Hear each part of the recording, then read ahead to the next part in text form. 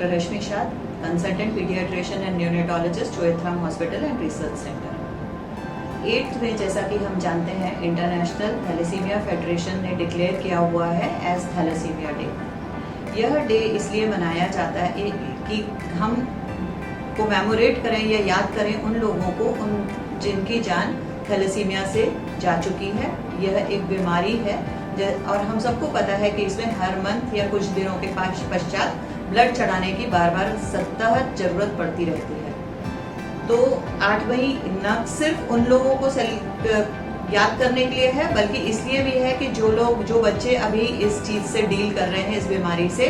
और अभी ग्रसित हैं, वह अब लड़ रहे हैं इस बीमारी से और उसका इलाज करवा रहे हैं हॉस्पिटल में आके, उनको भी जागरूकता फैलाएं। साथ में डॉक्टर्स के मिलके डिफरेंट प्लेटफॉर्म्स से मीडिया जागरूकता फैलाए। और न ही केवल इन लोगों का काम है, एनजीओज का और हर एक व्यक्ति का काम है कि वह अपने रूप से कंट्रीब्यूट करे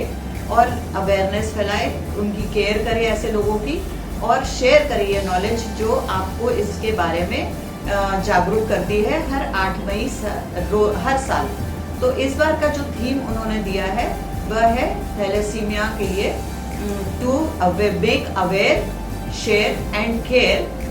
नॉलेज अबाउट थैलेसीमिया। तो अवेयरनेस क्रिएट तो हम डिफरेंट प्लेटफॉर्म से कर सकते हैं और शेयर भी करेंगे ये नॉलेज जो हमको मिली है दूसरों से। अगर हम एक बच्चे आगे एक पर्सन को ये नॉलेज शेयर करते हैं या डिस्ट्रीब्यूट करते हैं तो हमारे अपने आप में ये जो डे सेलिब्रेशन है वो कामयाब हो जाएगा, क्योंकि न सिर्फ हम इससे जान बचाते हैं बल्कि हम इस रूप से आगे अपनी जो सोसाइटी है उसका बहुत सा पैसा जो इस बीमारी के रूप में लग जाता है परिवारों का, वह बचा सकते हैं। तो थैलेसीमिया के बारे में जिनको नहीं जानकारी है, वह एक ऐसी बीमारी है जिसमें खून के कण, लाल कण जो होते हैं वो जल्दी टूटते हैं। हमारे लाल कणों की जो लाइफ होती है वो 120 दिन होती है नॉर्मली, लेकिन थैलेसीमिया में ड्यू टू डिफरेंट रीजंस जो कि जेनेटिक होता है, वो जेनेटिकली हमारे अंदर आता है, तो उसमें लाइफ साइकिल जो होती है वो छोटी हो जाती है, तो खून जो है वो जल्दी जल्दी टूटने लगता है। अब अगर खून जल्दी जल्दी टूटेगा तो डिफरेंट ऑर्गन्स पे जो ऑक्सीजन कैरी करता है हीमोग्लोबिन, वो शरीर में लाल कोशिकाओं के थ्रू वो कम हो जाएगा, और जब यह कम हो जाता है तो हर ऑर्गन पे ऑक्सीजन डेफिशिएंसी की वजह से अफेक्ट पड़ने लगता है। प्लस दूसरी जो बोन मैरो हमारी जो लॉन्ग बोन्स की होती है वो खून नहीं अच्छे तरीके से बना पाती, तो डिफरेंट बोन्स जो दूसरी होती हैं, फ्लैट बोन्स, वहाँ पे खून बनना शुरू हो जाता है और यह खून, इसको बोलते हैं इनएफेक्टिव इरिथ्रोपोइसिस, स्टार्ट हो जाता है। और जब ये स्टार्ट होता है तो फिर बच्चे की शरीर के दूसरे अंग जो होते हैं उनमें ब्रॉडनिंग ऑफ बोन्स हो जाती है, जिसमें कि ज़्यादा करके फेस के फेशियल फीचर्स जो होते हैं वो चेंज होते हैं, तो उनके लुक्स भी चेंज होते हैं। अब यह तो रही कि इनएफेक्टिव इरिथ्रोपोइसिस हो रहा है, लाल कण टूट रहे हैं जल्दी, हाफ लाइफ उनकी कम है। तो अब हम क्या करेंगे, तो हम 2 चीज हो सकती है, या तो इसका एक इलाज है कि हम ब्लड चढ़ाएं, तो डिपेंड करता है बच्चे से बच्चे पर कि कितने दिनों में उनको जरूरत पड़ेगी, और उनका हीमोग्लोबिन जो है वो 10 से हमेशा ऊपर रहना चाहिए। रादर 12 से ऊपर रखेंगे तो बहुत अच्छा है, 12 से 15 के अंदर रखा जाए तो बहुत अच्छा है, तो उनका ग्रोथ बराबर होगा। नहीं तो शरीर में एंडोक्राइनल प्रॉब्लम्स, बोनी प्रॉब्लम्स, कैल्शियम एसिमिलेशन प्रॉब्लम्स होती हैं, फेशियल फीचर्स चेंज हो जाते हैं, और फिर उसके बाद जो हम बार बार खून चढ़ाते हैं उसकी वजह से आयरन का लोड बढ़ता जाता है शरीर में, तो वो भी दूसरे ऑर्गन्स को डैमेज करता है, जैसे कि लिवर, किडनीज, हार्ट, और इनफैक्ट सब ऑर्गन्स पे इस चीज़ का असर पड़ेगा, तो आयरन ओवरलोड के फीचर्स भी होने लग जाते हैं। तो हमको बहुत, ये जो लाइफ है वो बहुत कम्बरसम हो जाती है। पिछले कुछ सालों में चिलेशन बहुत अच्छा आया है, तो आयरन ओवरलोड जो है वो तो काफ़ी अच्छे हद तक हम टैकल कर पा रहे हैं, तो उसकी वजह से जो बहुत ज़्यादा डैमेजेस हो रहे थे, जिसकी वजह से लाइफ छोटी हो जाती थी थैलेसीमिया में, वो अब लॉन्जिविटी तो बढ़ी है, प्लस ब्लड बहुत अच्छा मिलने लग गया है और सब इंस्टीट्यूट्स में चढ़वाते हैं, उसकी स्क्रीनिंग प्रॉपर होती है, तो ब्लड से अपने आप में जो डर रहता है इन्फेक्शंस का वह भी कम हो गया है। लेकिन ये आपका टाइम बहुत कंज्यूम करता है, एनर्जी कम हो जाती है आपकी काम करने की, और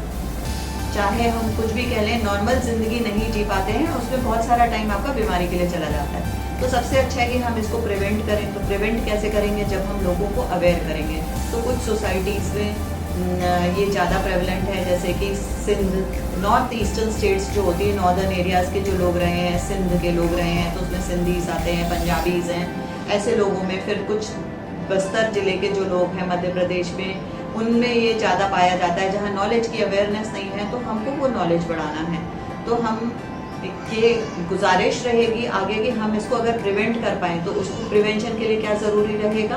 कि जब माँ बनने वाली होती है कोई भी स्त्री, तो उसमें एक जांच होती है, वो करवाना चाहिए। और या तो उसमें हो सकता है माँ बाप बिल्कुल नॉर्मल हो, पर उनमें यह डिजीज ट्रेट की तरह प्रेजेंट हो, तो जब फादर में और मदर में दोनों में अगर ट्रेट होगा या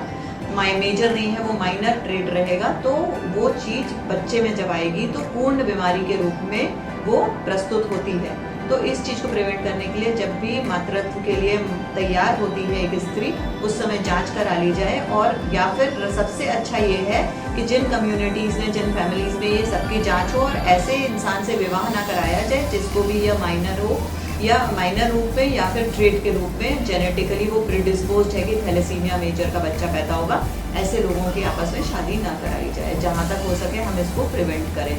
तो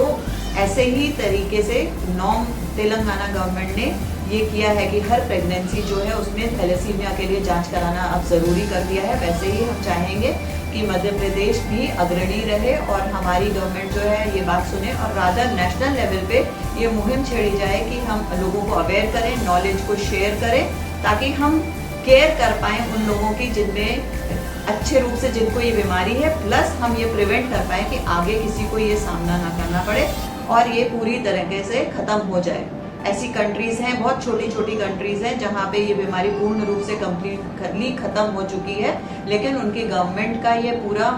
रहा था, मुहिम रही थी कि वो